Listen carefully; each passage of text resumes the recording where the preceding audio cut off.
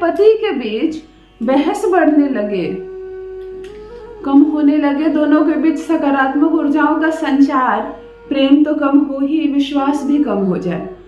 जब वह तुम पर हद से ज्यादा शक करने लगे, हद से ज्यादा बदतमीजी करने लगे, झगड़े बढ़ते बढ़ते इतना बढ़ जाए कि अब तुम्हारा उसके साथ प्रेम तो दूर की बात है, झगड़ा करने की भी इच्छा ना रह जाए। वो क्या छोड़ेगा तुम्हें, तुम्हारा ही मन करे कि मैं तुम्हें छोड़ दूं। जब तुम सामने से कहो कि मैं नहीं रहना चाहती तुम्हारे साथ। देखो, मन बहुत उदास हो जाता है जब रिश्तों में हलचल आ जाती है, जब लोग परेशान होने लगे आपसे, आप ससुराल में जहां भी कान देती हैं केवल आपकी शिकायतें सुनने को मिलती है आपको। आप जहां भी जिससे बात करती हैं केवल ऐसा लगता है जैसे कि सामने वाला आपसे क्रोधित है, आपको पसंद नहीं कर रहा।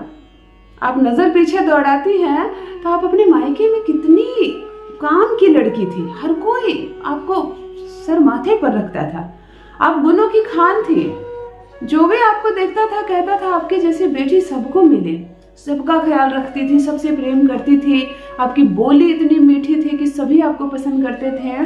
फिर ससुराल में आखिर आप क्या कर रही हैं कि एक एक व्यक्ति आपसे नफरत कर रहा है, कब इसे भगा दे, कब तलाक हो, कब ये चली जाए, यहाँ से कोई दूसरी आ जाए, तुम नहीं थी तो घर में शांति थी, तुम्हारे आने से घर खराब हो गया। इस तरह के शब्द जो बार बार सुनने को मिले। सास कहे तुमसे अच्छा रिश्ता मिल रहा था मुझे मेरे बेटे के लिए, मुझसे गलती हो गई, मैं तुम्हें ले आई।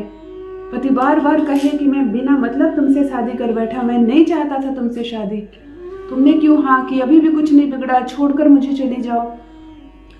कैसे छोड़कर चली जाओ, तुम प्रेम जो करती हो अपने पति से, नहीं बदलना चाहती तुम लाइफ पार्टनर, तुम्हारा एक बच्चा भी है, तुम उसके साथ और अपने पति के साथ अपने जीवन में आगे बढ़ना चाहती हो, परंतु ससुराल में कोई भी तुम्हारा साथ नहीं दे रहा। तब आज का मेरा बताया गया एक छोटा सा प्रयोग। देखो ध्यान से सुनो, मैं अपने हर वीडियो में थोड़ा सा ज्योतिष की जानकारी देती हूँ।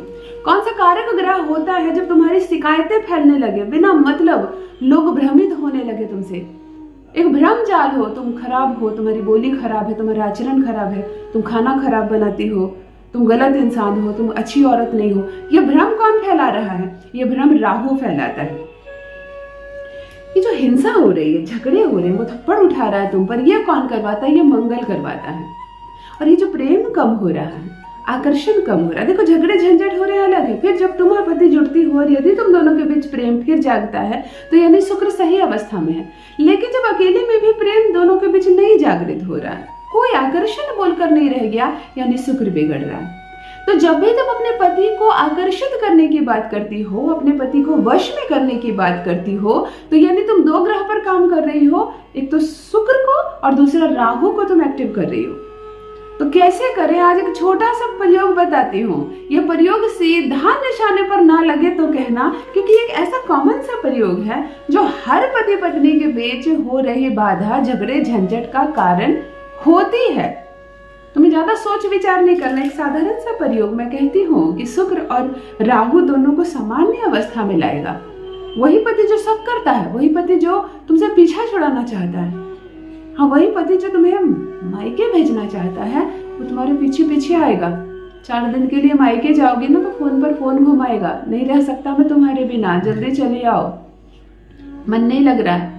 ससुराल में जहाँ भी कान दोगे ना कि क्या बातें हो रही है, तो तुम्हारी तारीफ मिलेगी कि लड़की है जब से आई है पूरे घर को संभाल लिया है। ऐसी लड़की बड़ी मुश्किल से मिलती है किसी को, हमें मिल गई बहू रूप में, ऐसे शब्द सुनने को मिलेंगे। जो सास तुम्हें पसंद नहीं कर रही, वही सास तुम्हारे आगे पीछे घूमेगी। ससुर प्यार करेंगे पिता की तरह, वही पति जो तुम्हारी एक नहीं सुनता, एक भी बात नहीं मानता, तुम्हारी हर बात मानेगा। देखो कैसे तुम्हारा शुक्र उजागर होता है, जागृत होता है, तुम्हारे राहु एक्टिव होता है। जान लीजिए प्रथम मैं कौन हूँ। नमस्कार दोस्तों, मैं हूँ खुशबू सिंह, बहुत स्वागत, बहुत अभिनंदन करती हूँ आप सबका अपने YouTube चैनल ज्योतिष ज्ञान में। कैसे हैं आप और घर में सब कैसे हैं? मेरे कमेंट सेक्शन में जय माता दी, हर हर महादेव अवश्य लिखें, अपनी खैरियत मुझे जरूर बताएं। पढ़ती हूँ हाथ की रेखाएं, पढ़ती हूँ जन्म कुंडली, और आप कुछ न कहें तो आपका चेहरा भी पढ़ लेती हूँ। करम है, कृपा है ऊपर वाले की, प्रेम है आप सबका। जुड़िए ज्योतिष ज्ञान चैनल से। जो भी नए भाई बहन चैनल पर पहली बार आए हो, मेरे वीडियो को पहली बार देख रहे हो, मुझसे पहली बार मिल रहे हो, चैनल को सब्सक्राइब करके इस परिवार का हिस्सा बनिए, इस खुशी का हिस्सा बनिए। दिल नहीं टूटने दूंगी, घर नहीं टूटने दूंगी, एक भी तलाक नहीं होने दूंगी। तलाक के पेपर भी क्यों ना बना लिया हो, उसने फाड़ कर फेंकेगा। सम्मान के साथ तुम्हें अपने ससुराल लेकर जाएगा, इज्जत के साथ तुमसे बात करेगा और हर जगह तुम्हारा मान सम्मान बढ़ेगा और पति तो तुम्हारे प्यार में पागल रहेगा। एक आलू ले लेना, उसे बॉईल कर लेना। मैं जो कहूं वही लेना, क्योंकि हर एक चीज संसार में परमात्मा ने जितनी चीजें बनाई है ना, सबके रंग और सबके गुण किसी न किसी ग्रह के लिए है। एक आलू ले लेना, इसे बॉईल कर लेना, रख लेना स्वच्छता के साथ, किसी जूठे बर्तन में नहीं, कोई खाया हुआ चीज नहीं ले लेना। एक आलू बॉईल करके रख लेना।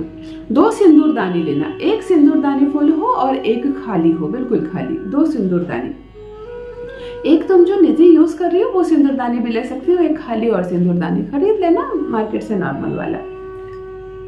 एक छोटा सफेद कपड़ा ले लेना जो चौमुखा हो, 8 बाई 8 का हो, परंतु सफेद कपड़ा। यहाँ शुक्र और राहु की बात हो रही है।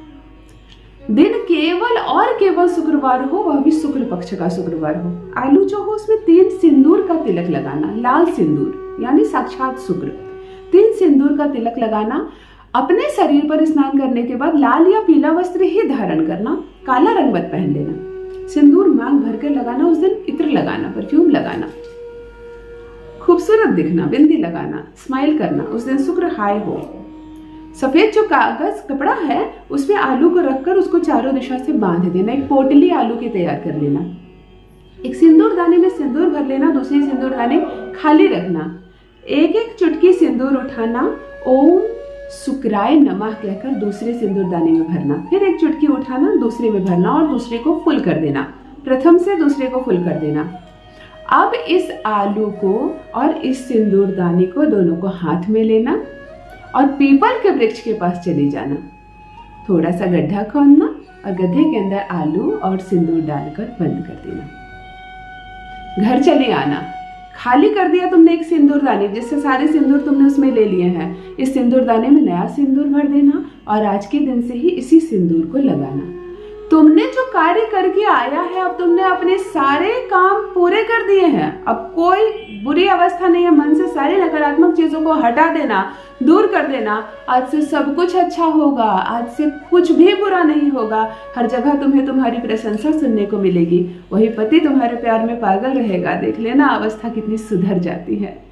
अपना अनुभव मेरे साथ अवश्य साझा करें। बस मेरी बहनों, आज के लिए इतना ही। रखिए अपना ख्याल, रखिए अपनों का ख्याल। बहुत बहुत धन्यवाद।